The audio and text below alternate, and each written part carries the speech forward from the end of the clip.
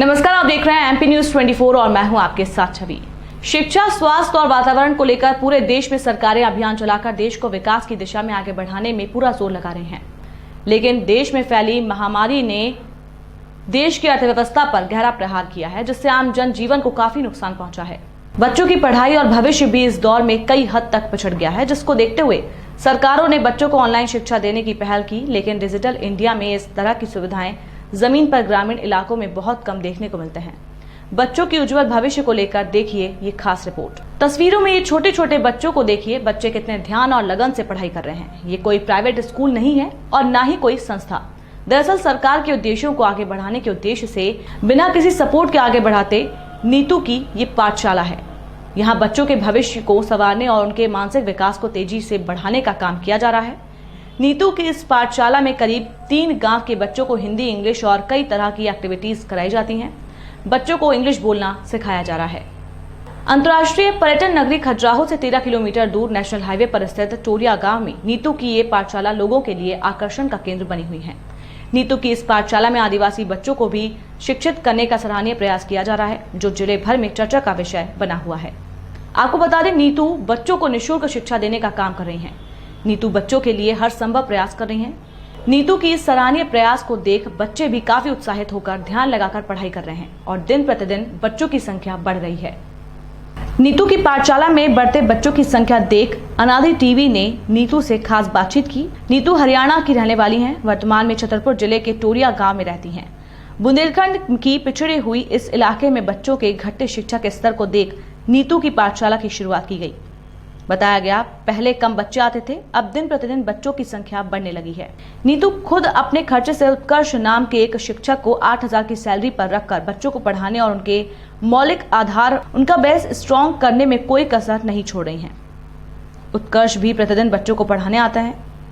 आपको बता दें, नीतू की पाठशाला बच्चों के लिए निःशुल्क शिक्षा देने का काम कर रही है। नीतू बच्चों के लिए हर संभव प्रयास कर रही है।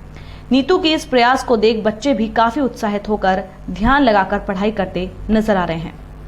करोड़ों खर्च करके जो सरकारें और सामाजिक संस्थाएं नहीं कर पा रही हैं, प्रदेश में योजनाओं को धरातल पर सही तरीके से नहीं उतार पा रही हैं, लेकिन मध्य प्रदेश में देखिए, नीतू की पाठशाला बिना किसी संस्था और सपोर्ट के आगे आकर बच्चों के भविष्य को बनाने में अपना पूरा योगदान देने और अहम भूमिका निभा रही हैं। ऐसे में अब देखना होगा कि नीतू के द्वारा किए जा रहे सराहनीय पहल को आगे बढ़ाने कितने जिम्मेदार समाज सेवी और जनप्रतिनिधि आगे आते हैं। खजुराहो से एमपी न्यूज 24 के लिए समीर अवस्थी के साथ छतरपुर से चैनल हेड JN द्विवेदी की संयुक्त रिपोर्ट। क्या नाम है आपका? मेरा नाम नीतू दैया है। नीतू जी, एक छोटा सा गांव है टोरिया टेक और आप यहाँ बच्चों को पढ़ा रहे हैं। क्या उद्देश्य है? क्या किसी भी प्रकार का सपोर्ट है? लोग जानना चाहते हैं नीतू कौन है। नीतू आप अचानक क्षेत्र के लिए एक नया नाम और बच्चों को एक इस प्रकार से आप कर रहे हैं, अच्छी बात है। क्या कहना चाहेंगे? पहले तो आप अपना परिचय दीजिए। मेरा नाम नीतू दैया है। मैं हरियाणा से हूँ। मैं हरियाणा के फरीदाबाद जिले से हूँ और मेरी शादी सोनीपत में हुई है। ये मेरे पति की और मेरे फादर इन लॉ की प्रॉपर्टी है, जहाँ पे मैं भी हूँ। और मेरे father in law, he was a great man. Actually, he is still with me. I feel that energy. उन्होंने बहुत कुछ किया है सोसाइटी के लिए। People know him very well. उन्होंने इतने यज्ञ करवाए हैं, हवन करवाए हैं, लोगों के बीच में अपनी एक पहचान बनाई। मैं जहाँ भी आज जाती हूँ सब मुझे जानते हैं, अच्छा ये रामेश्वर जी की छोटे बेटे की बहू है। तो अब जब पापा हमारे बीच में नहीं है तो मैं उनके बिहाफ पे बहुत कुछ करना चाहती हूँ। मैं इन बच्चों को एक अच्छी जिंदगी देना चाहती हूँ। मैं चाहती हूँ कि ये अपने लाइफ में इतने आगे बढ़े, अच्छी अच्छी नौकरियां पाएं, ये अच्छे से एजुकेटेड हो जाएं। ये मेरा एक उद्देश्य है कि अभी जो बच्चे 14, 15, 16 साल की कैटेगरी में हैं, इनके साथ मैं जो काम कर रही हूँ, मेरा उद्देश्य ये है। जैसे लॉकडाउन है लगा था और महामारी की वजह से बच्चों की कहीं ना कहीं बच्चों की मानसिक पढ़ाई को भी नुकसान पहुंचा है। जी हाँ। ऐसे में किस तरीके से प्रयास करें? कहाँ के बच्चे आते हैं? क्या सपोर्ट है प्रशासन का?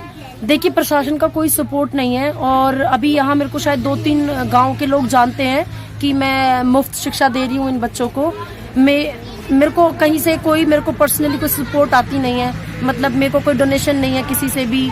मैं जो भी मेरे पास है जो भी मेरी मनी मेरी पॉकेट अलाउ करती है, मैं वो मनी इन बच्चों के साथ अपना लगा देती हूँ। जैसे कुछ प्लांट्स खरीद के इनको प्लांटेशन करवा दिया, इनको प्लांट्स की मैंने इम्पोर्टेंस बताई है, एनवायरनमेंट की इम्पोर्टेंस बताई है कि हम एनवायरनमेंट को कैसे हेल्दी रख सकते हैं।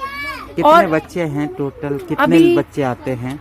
अभी मेरे पास हाल फिलहाल में 70 to 80 किड्स आते हैं डेली। तो इतने बच्चों को संभालने के लिए आप अकेला कैसे करते हैं? अकेले करना बहुत मुश्किल है, क्योंकि कुछ बच्चे ऐसे हैं जो कि 5वीं 6ठी 7वीं क्लास में है, लेकिन उनको अल्फाबेट्स नहीं आते हैं। तो for me it's a tough job.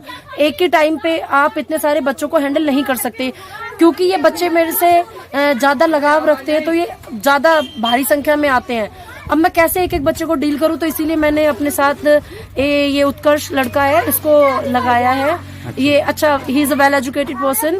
अभी इस एरिया में मुझे लगा कि इसका मैथमेटिक्स अच्छा है, इसकी हिंदी अच्छी है, इसकी पकड़ है बच्चों के साथ, ये कंट्रोल कर लेता है। तो जैसे आपने रखा तो सैलरी भी होगी? हाँ जी, मैं इसे पैसे भी देती हूँ। अच्छा, आप अपने तरफ से कर? जी, मैं इसे अपनी तरफ से अभी पैसे दे रही हूँ। अच्छा। ताकि बच्चों को जो ये आ रहे हैं, तो जैसे ये स्कूल में जाते हैं, सरकारी स्कूलों में, वहां अपना टाइम वेस्ट कर रहे थे, मेरे पास आए तो कम से कम अपना समय व्यर्थ ना करें, अपना टाइम वेस्ट ना करें, उसको यूज करें। अच्छा। तो मैं अपने पैसों से इसका यूटिलाइज करवा रही हूँ। अच्छा, अपने खुद से ही आप कर रहे हैं? हाँ जी। कोई एनजीओ नहीं, कुछ संस्था नहीं?